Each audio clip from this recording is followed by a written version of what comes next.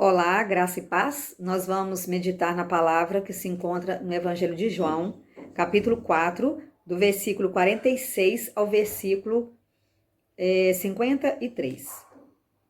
Dirigiu-se de novo a Caná da Galileia, onde da água fizera vinho. Ora, havia um oficial do rei, cujo filho estava doente em Cafarnaum. Tendo ouvido dizer que Jesus viera da Judéia para a Galileia, foi ter com ele e lhe rogou que descesse para curar seu filho, que estava à morte. Então Jesus lhe disse: Se porventura não virdes sinais e prodígios, de modo nenhum crereis. Rogou-lhe o oficial: Senhor, desce antes que meu filho morra. Vai, disse-lhe Jesus, teu filho vive. O homem creu na palavra de Jesus e partiu. Já ele descia quando seus servos lhe vieram ao encontro, anunciando-lhe que o seu filho vivia. Então indagou deles a que hora o seu filho se sentira melhor. Informaram: ontem, à hora 7ª, a febre o deixou.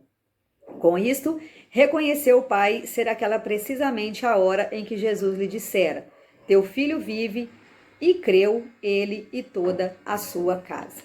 Amém. Então nós glorificamos, né, o nosso Deus, porque sabemos que ele é realmente um Deus de milagre, um Deus que cumpre, né, a sua palavra. A gente vê aqui a história de um oficial, que seria, né, um servidor público ali da sua época, que estava num aperto muito grande na sua vida, no seu coração, como um pai, né, porque o seu filho estava sendo acometido de uma febre, né, que estava contagiando muitos ali da população, e essa febre levava à morte. Então, naquele momento ali, naquele contexto, ele dependeu totalmente de Jesus, porque ele ouviu espalhar a notícia que Jesus, né, havia voltado para Caná. Então ele foi, né, numa viagem longa, muito difícil, mas foi até Jesus para poder buscar essa cura, né, esse milagre. Então ali naquele homem havia um fio, né, de esperança que se acendeu, que surgiu ali no seu coração, né, sabendo que somente Jesus poderia trazer a resposta, né, da qual ele precisava. Então no seu amor de pai, ele pede a Jesus que descesse a Cafarnaum e curasse o seu filho doente, né, no versículo 47. Porém, diversas vezes, Jesus ele sempre colocava as pessoas à prova, né? Aqueles que faziam pedidos, Jesus colocava à prova. Jesus, com aquelas palavras, né, daquele pai, ele não falava somente a ele, né, como um pai suplicante, mas a todos os judeus que, de uma forma geral, no curso da história de Israel, eles estavam sempre a pedir sinais e prodígios, né, para que pudessem crer em Deus e em seus profetas. Então, primeiro os judeus queriam ver para depois crer. Mas não era pela palavra, né, ou pelo testemunho de Jesus, e sim pelos milagres. Então, o mestre, né, o Senhor Jesus, ele sabia que esse tipo de fé era vacilante, vamos dizer assim, ou uma fé superficial, imperfeita que acontecia. Então, ele faz um questionamento ao oficial. Então, o oficial do rei, né, no seu amor ali paterno, ele vai superar essa prova inicial de fé, né, não se abate com a dura resposta que Jesus dá a ele, mas ele continua humildemente rogando, né, por seu filho querido. E aí, o que Jesus fala? Porque quando ele fala mais uma vez com Jesus no versículo 49, né, Senhor, desce antes que meu filho morra.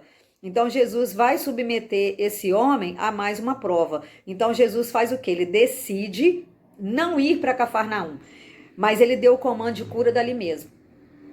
Né, ele deu o comando de cura dali, ele não foi, porque talvez ele esperava assim, né, aquele homem, Jesus vai comigo, e aí vai ter aquela entrada triunfal, né, na minha casa, uma oração belíssima, todos verão, e aí o meu filho vai ser curado. Não, mas Jesus fala com ele, né, vai, porque o teu filho vive. E o homem, né, diz a palavra que ele creu no Senhor Jesus, né, no versículo 50, e partiu.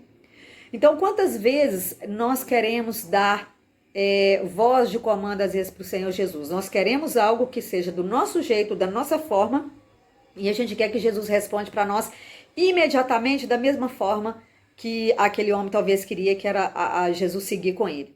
Então, Jesus, ele sempre age de forma diferente na vida de cada um de nós.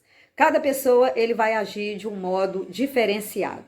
Agora, o importante é saber que as suas promessas, a palavra de Jesus, aquilo que ele traz de comando para a nossa vida, isso aí acontece, é fato, é palavra de poder. Nós precisamos confiar nisso. E aquele oficial, ele sabia o valor legal de uma palavra pronunciada por uma autoridade. Então, tinha um peso, né? A palavra de Jesus ali naquele contexto tinha um grande peso. Então, por isso que ele foi e confiou. Confiou no que Jesus tinha falado para ele. E às vezes nós ficamos a nossa vida questionando o Senhor nas nossas lutas, nas nossas dificuldades, e o tempo vai passando, as coisas vão acontecendo e a gente acha assim, será que Jesus realmente vai me trazer essa resposta? Então a gente precisa confiar. Essa palavra, ela nos inspira nesse momento a confiar na palavra do Senhor. Quando ele disse, vai que o teu filho vive, não foi nada do que ele havia imaginado, tá? Mas ele escolheu crer. O que o oficial imaginou é que Jesus iria com ele. Mas não foi isso que aconteceu. Então ele precisou acreditar e confiar na palavra de Jesus. Então parte em sua provação, né? Ele vai para sua casa com aquela provação, com aquela palavra de Jesus, com o coração com certeza cheio de esperança, talvez no meio um pouco ansioso, né? Preocupado, mas ele creu. Então, quando ele está a caminho de casa, ele encontra, né, com os seus servos, né, os servos vêm até o meio vêm encontrar com ele, né, alegres, né, pela notícia, para poder falar. Então aquele pai emocionado, ele logo quer saber a que horas que o seu filho, ele foi restaurado. E aí os seus servos respondem, né, a sétima hora, né, que seria às 13 horas. Então ele entende que foi a mesma hora em que Jesus havia dito, vai que o teu filho vive. Então ele viu que naquele momento realmente a cura aconteceu. E aí eu gostaria de terminar esse momento de reflexão perguntando a você, o que você deseja para a sua vida nesse tempo? Hoje, nesses dias, o que você deseja? O que você quer do Senhor Jesus Cristo? Você tem pedido a Ele com fé? Você tem aguardado no Senhor com esperança, né, no seu coração e às vezes até em silêncio?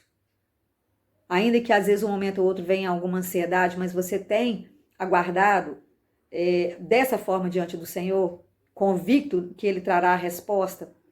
Porque o oficial, ele primeiro creu na palavra de Jesus.